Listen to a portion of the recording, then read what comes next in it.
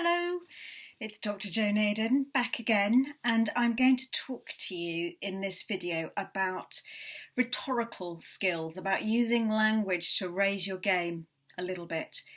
In other videos we've concentrated on character, plot, setting, on the sort of backbone of story. But this looks more closely at how that story is actually told, at the language itself. As I have said before, story is key. Story is what keeps us turning pages long after the light should have gone out. But the way a story is told, that language is what raises it up a level. It can be the difference between being a mass market bestseller, which is fantastic, who does not want to be that, and a shortlist, a prize shortlist. Many of you, certainly my students, are already well aware of the importance. You already use language that is lyrical, persuasive, clever, playful, but I think all of you should have these in your toolkit and be able to use them. So I want to look at some of them today. First, I want to look at something referred to sometimes as family fortunes words. The poet and novelist Tim Clare came to give a talk when I was doing my doctorate, and he talked about family fortunes words. I don't know if you've ever seen the quiz show Family Fortunes. If you're my age, you may well have done. For those of you who haven't, panellists were given an order, e.g., name something done in the dark. Then they had to decide what the most popular answer would be in order to win. It's kind of the reverse of the quiz show Pointless that's on at the moment. Is you have to predict what the majority of people would pick in terms of an answer. Translating that to writing for you, this refers to words that are just too ordinary, the synonym that the bulk of people would think of.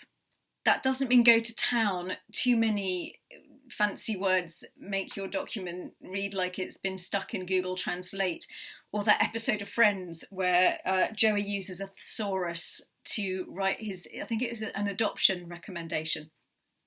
But what you do need to look out for are lazy words and cliches. I talk about that a little bit in the video on interiority. When certain phrases, certain metaphors are overused, they become flat and meaningless. They don't rouse emotion anymore in us.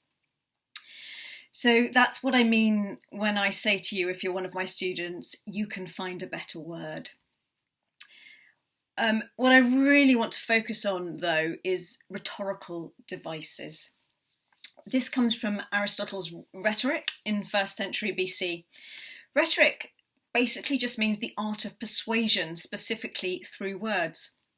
It used to be one of the 3 tenets of a grammar school education throughout history, along with grammar and logic. Maths and science, interestingly, were not considered important at all.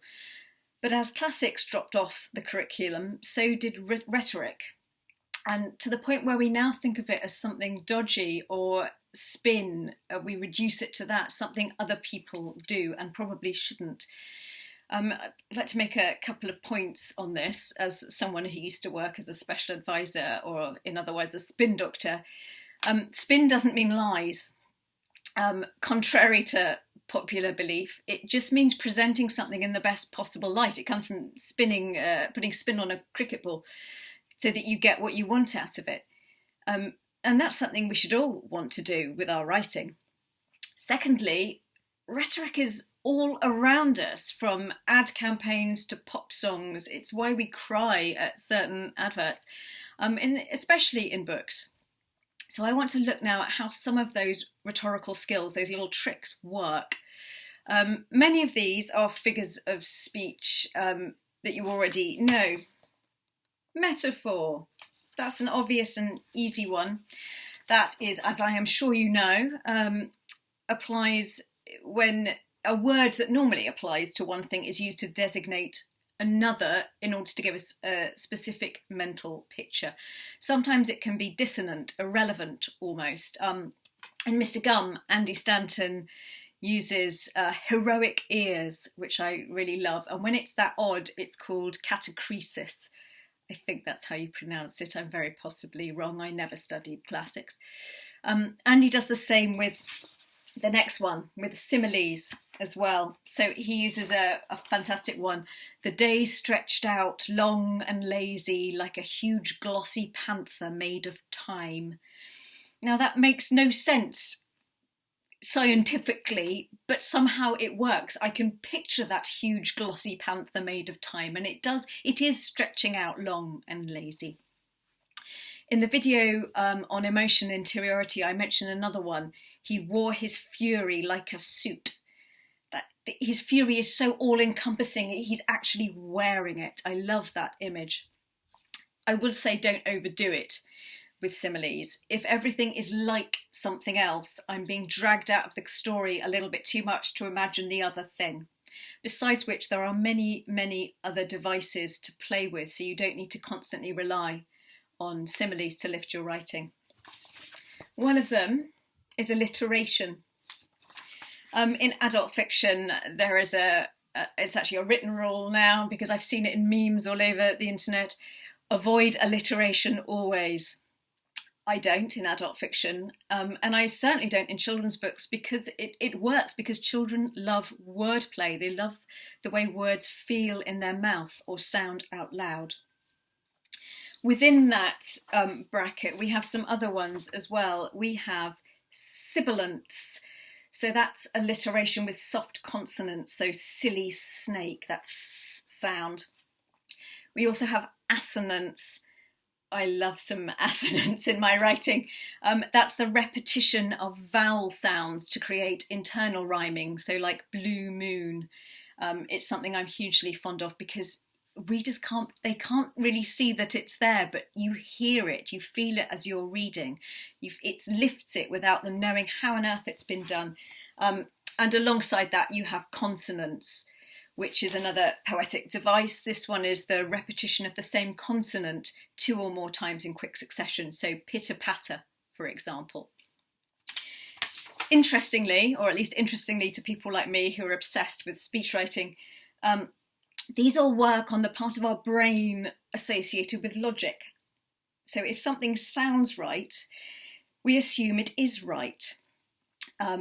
You see, this is why politicians know how to use these tricks, or rather their speechwriters do. It's partly why rhyme works as well. And there are other devices that work on this same kind of sounding right thing. Anaphora is the first one of these. I've talked about this in another video because Frank Cottrell Boyce uses it in the opening to Cosmic. Anaphora is when you have a succession of sentences that all begin with the same word or group of words. To be completely honest is the example from Frank's work there. My favourite from speechwriting days is Neil Kinnock's anti-Thatcher speech from the 1980s. I warn you not to be old. I warn you not to be poor. And that was repeated on with different things that you should be afraid of if Thatcher got into power. There is also, of course, the classic example of Martin Luther King's I Have a Dream speech, where he repeats that phrase time and time again. Although, fun fact for you speech trivia fans, the planned version of that speech didn't contain those lines at all. He just riffed on that on the day. He was a preacher. He knew instinctively how repetition and anaphora could move people and convince people. Why does it move people? Because when you start expecting something and get it, you get a little hit of drug in the brain. That's how rhetoric works. It works like a drug. Clever speechwriting sparks those neurotransmitters in your brain, and each little trick releases a hit of oxytocin, dopamine, or serotonin. Going back to that logical thing, this is an aside on how speechwriting works. Our brain isn't looking for truth. It's looking for something that sounds right, and it has the exact same effect on our brain. So it just needs to sound right rather than actually be true. We'll come on to that in a minute in some other examples of where it's used all the time. If you are interested in speechwriting, I'm going to do a little plug here, or how words in general are used or can be used to work on our brains and actions. I hugely recommend this book, Winning Minds by Simon Lancaster, who was a government speechwriter alongside me back in the day. And now he still speech writes occasionally, but mostly he gives inspirational talks and TED Talks and things like that about how to use rhetoric and how rhetoric works in neuroscientific terms. It's an enlightening book. It's frightening as well at times. And if you read it, you'll start to hear rhetoric every time you switch on the telly, and you'll start to look for it in everything you read. It's a little bit of a nerd thing, but it is something I love. Back to those tricks though. So we also have epiphora. This is kind of the reverse of anaphora because it's at the end of the sentence. So it's the same repetition, but the last words of the sentence. So, for example, since the time from when our state concord disappeared, liberty disappeared, good faith disappeared, friendship disappeared, the common weal disappeared. Or alternative, government for the people, of the people, by the people. Again, these sound right. The repetition forms a pattern, and pattern, as I say, is what convinces the logical part of our brain. It doesn't have to be true, it just has to sound true.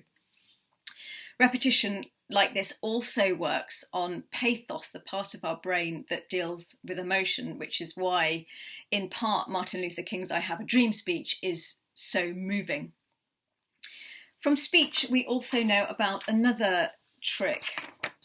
Rule of three. You should have noticed it in that last example, government for the people, of the people, by the people. From the previous example, they went on too long. Their list contained 5 or 6 things. I think they should have cut that down to 3 personally, and there is a reason for that. 3 allows you to express concepts more completely, to emphasise your points and increase the memorability of your message. It sounds complete and right, so we assume it is. In speech, it's called tricolon. So we see things like the truth, the whole truth, and nothing but the truth. We see things like education, education, education. That was Tony Blair back in the 90s. And here's another example, but this is a slightly longer one, but you can still listen carefully. You will hear the power of 3 in it. This is Steve Jobs' opening address at Stanford in 2005, talking about death. He knew then that he was going to die. It means to try to tell your kids everything you thought you'd have the next 10 years to tell them in just a few months. That's number 1. It means to make sure everything is buttoned up so that it will be as easy as possible for your family. That was number 2. It means to say your goodbyes. Number 3. And they're getting increasingly short, decreasingly long. You see what I mean. We're moving down, but in 3 all the time. It works in adverts as well.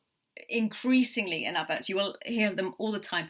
A Mars a day helps you work, rest and play. That's rhyme as well. You've got double whammy of emotional impact with that and memorability.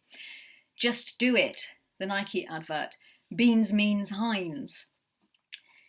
We see it everywhere in fiction as well. Trios, triplets, triads abound in Western novels and films. The good, the bad, the ugly, sex, lies and videotape. We see it in fairy tales and nursery stories. The 3 Little Pigs, Goldilocks and the 3 Bears. There are nearly always 3 wishes, and I don't know of an example where the wishes don't come in 3s. Clauses in a list work better in 3s. It's proven that they are easier to remember like that. When I'm writing a speech for someone, I will ask them what 3 points they want the audience to take away with them, because that is the maximum they will remember. Roy Peter Clarke's book Writing Tools puts it like this. In the anti-math of writing, the number 3 is greater than 4.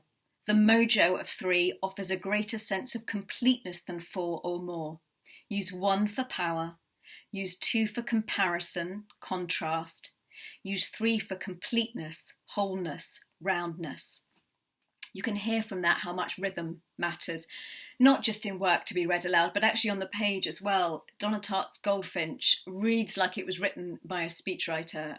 It wasn't, she's not a speechwriter as far as I know, but she understands the importance of rhythm, basically, and of rhetorical tricks.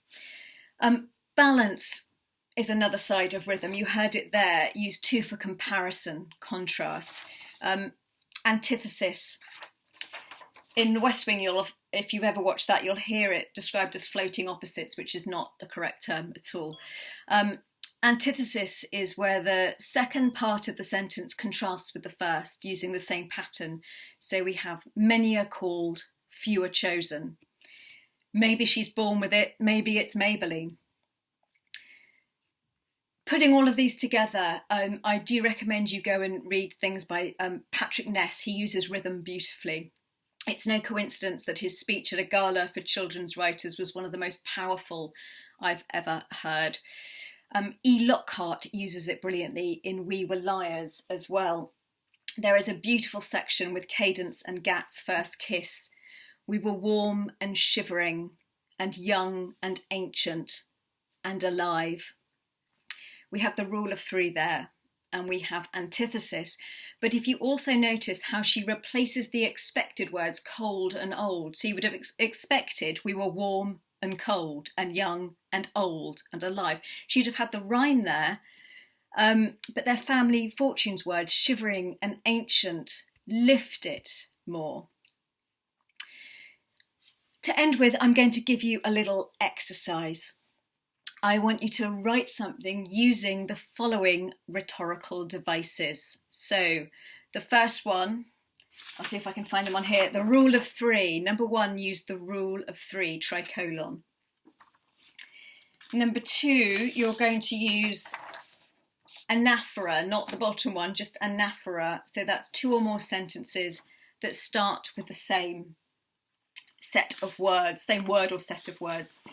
You're going to use assonance and consonance, and you're also going to use alliteration, and last of all you're going to use simile. So that's rule of three, anaphora, assonance and consonance, alliteration and simile. For my students, if you're unsure still of what all of these tricks are, there is a list of rhetorical devices up on Minerva for you. For this exercise, I'm going to give you a little cue though, a writing cue. That is, it's a 17-year-old who has found out a family secret. I'll repeat that, a 17-year-old who has found out a family secret. Okay, good luck with that exercise, happy writing, and see you next time. Bye.